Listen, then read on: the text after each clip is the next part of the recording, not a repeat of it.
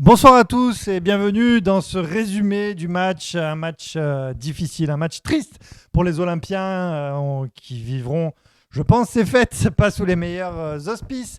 Défaite 2-1 contre Angers avec des buts de Pereira Lage pour Angers et Diony qui a fait un très bon match d'ailleurs pour Angers, il faut le souligner, avant d'être rejoint à la 75e pour le premier but de Valentin Rongier sous les couleurs olympiennes. Alors Amar, ce match, il nous laisse un petit goût amer. Cette première mi-temps, t'en retiens quoi? Alors, j'en retiens qu'on a été vraiment nuls. Ouais. On n'était pas. On n'a pas sorti la tête de l'eau en première Non, on mi-temps. n'était pas conquérant, on ne collait pas l'adversaire. J'avais l'impression qu'on était sûr de nous et en même temps, on est passé à côté de notre match. Voilà. Donc sur un plan individuel, c'était catastrophique. Sur un plan collectif, n'en parlons pas. Quoi. Les deux buts angevins étaient d'ailleurs dans cette première mi-temps. Et il y a des joueurs, on y reviendra un petit peu plus tard pour la Oui, Star bien et sûr. le Pébron, mais il y a des joueurs, les joueurs marseillais qui sont passés quand même totalement à la trappe. On peut noter que Thauvin n'était pas titulaire en Titulaire, il début. est rentré après. Voilà, sur la feuille de match, il est rentré en deuxième mi-temps. Eh ben, on arrive à cette deuxième mi-temps. C'était quand même un peu mieux. On a même marqué un but.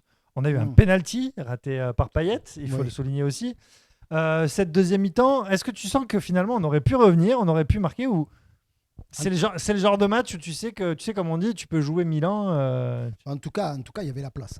Il y avait Oui. la place de mettre un but, deux buts, trois buts. Donc le penalty raté par Payet, le corner qu'on a vu en fin de match. Oui. Où on aurait pu la mettre au fond. Et oui, cette tête d'Ake là qui passe au-dessus mauvais timing, des cages voilà. et en fait il aurait dû laisser passer le ballon pour Tchale Tatsar seul derrière. On a vu une belle frappe aussi de Luis Enrique qui a été contrée. On a vu quelques jolies choses, mais c'était pas suffisant. Il fallait donner plus de cœur, plus d'envie, et on n'en a pas donné assez, je trouve. Ouais, un peu plus d'occasion. Je crois que la première frappe cadrée, enfin, pas cadrée, la première frappe des Marseillais, c'était à la 60e minute, c'était Payet.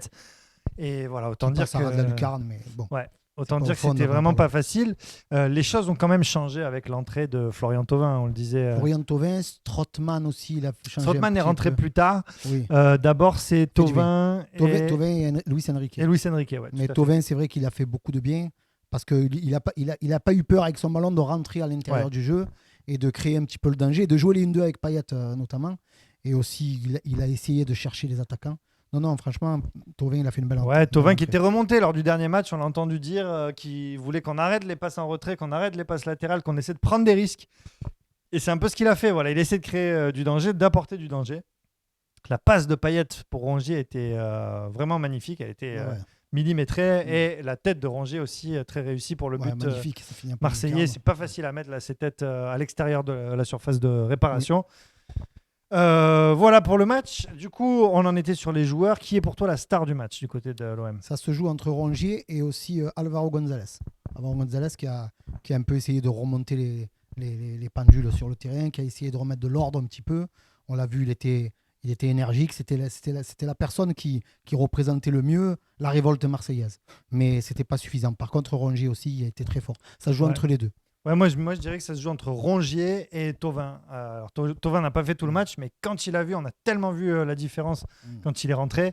Et Rongier sur l'ensemble du match, c'est-à-dire qu'il a été plus, comment dire, il a été décisif puisqu'il a mis ce but en deuxième mi-temps, mais même avant, même quand on prenait l'eau en première mi-temps, c'était un des seuls qui sortait un petit peu son épingle du jeu. D'accord. Le Pébron du match, selon toi?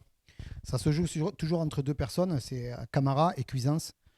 Cuisance, il a été, mais c'est pas ma tasse de thé, Cuisance. C'est un bon joueur, mais c'est un garçon qui aime trop garder son ballon. Aujourd'hui, il nous a prouvé qu'il lui manquait beaucoup de vitesse. Il avait l'occasion de gagner sa place, entre guillemets. Il n'a pas fait ce soir. Et Camara, on avait l'habitude de voir un grand Camara. Et ce soir, on a vu un Camara très, très moyen, vraiment. Ouais, on n'a pas l'habitude de le voir comme ça rater des passes. Ouais, voilà. Sur ses passes. Encore, technique. Sur les passes offensives, il a été performant. J'aimerais bien voir les stats, je regarderai ça à la maison. Sur les passes offensives, il a une belle performance, mais défensive, il a perdu beaucoup de ballons qui nous a mené à beaucoup de dangers contre nous. Moi, mon Pébron du match, ce sera Cuisance. Hein. Je le supporte plus. Là. En ce moment, je ne comprends pas vraiment ce qu'il fait sur le terrain. Bref, le classement, et oui, parce que les autres clubs ont joué aussi.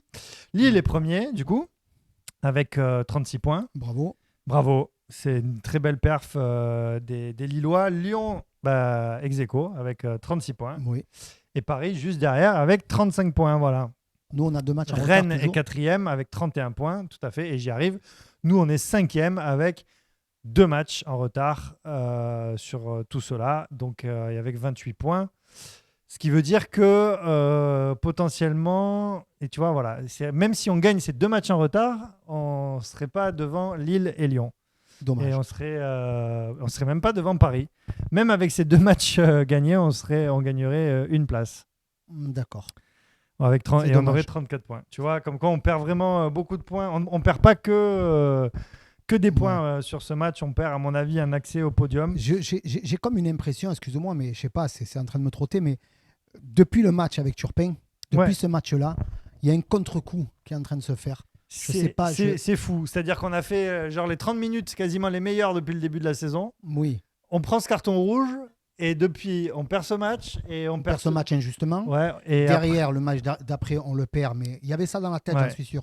Et ce soir, je vais pas mettre ça. J'ai mis même le vent. Je cherche toutes les excuses possibles. Mais sincèrement, j'ai comme une impression qu'il y a quelque chose qui trotte dans les têtes et faudra des vacances, elles viennent au bon moment. Là. Ouais, tout à fait. Monaco est 6e, juste derrière nous. Lens 7e. Et voilà, on peut noter Metz 10e, Montpellier 8e. Ce sera notre futur adversaire. Bordeaux 13e. Bordeaux qui a encore perdu et ils font n'importe quoi. Nantes qui aura Raymond Domenech comme entraîneur l'année prochaine. Ben bravo, félicitations à Raymond Domenech et bravo. mes condoléances au FC Nantes et à la Jaunelière. 16e et Lorient donc 18e pour le trio relégable. Dijon 19e. Et nos amis nîmois qui ont perdu et qui ont pris un carton rouge ce soir se retrouvent 20e voilà, avec 12 points. Cela dit, ils sont à égalité avec Dijon et Lorient. Et à 2 points du premier non relégable. Donc ça va être dur, mais c'est pas encore fini. Il n'y a pas 15 points il n'y a pas 10 points d'écart avec. Ouais, mais il y a encore du chemin. À Martanotte en Aioli. En Aioli, franchement, je vais mettre 2 Aioli. Je vais mettre 2 Aioli, mais c'est cher. Non, je vais mettre un Aioli et une morue. Voilà. Ah, une morue, c'est pas mal quand même. C'est vrai. Ça fait 1,5 quoi. Ouais. À peu près.